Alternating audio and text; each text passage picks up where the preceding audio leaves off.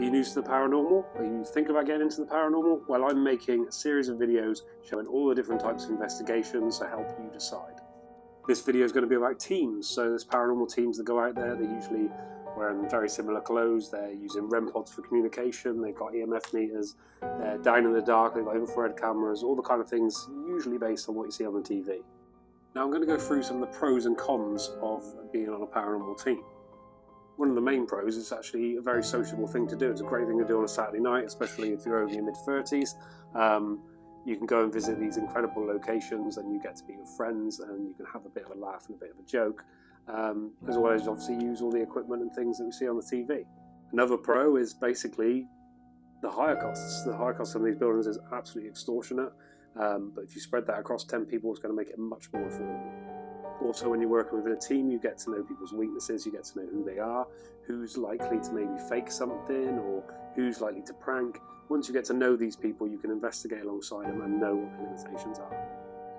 You also get a really cool uniform, which is the same as everyone else's uniform. It might have a nice acronym on the back for your team name, it might have like logo on the chest. Whichever way, it's not for me, but some people love it. An important pro is you get to have some personal experiences. So within the paranormal, you're going to experience things, not necessarily gain evidence for it, but as in for yourself, you might see something, you might experience something, you might be touched, you don't know, but those things, they're the personal experiences. Now, unfortunately, that also falls into the cons. So you're not necessarily going to have an experience and a whole load of evidence. You might have something on camera, but annoying people like me can come along and debunk that pretty rapidly.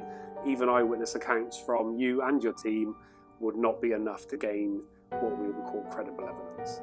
Another con is you're going to have to deal with the logistics of pretty much everything. So how people are going to get there, where they've got to meet, what time you've got the place from, what the rules of that place are, looking at the safety aspects of your team.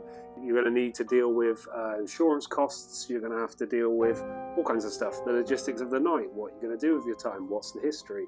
There's a lot more work than just turning up at an event. And the last con is you've got a cool uniform.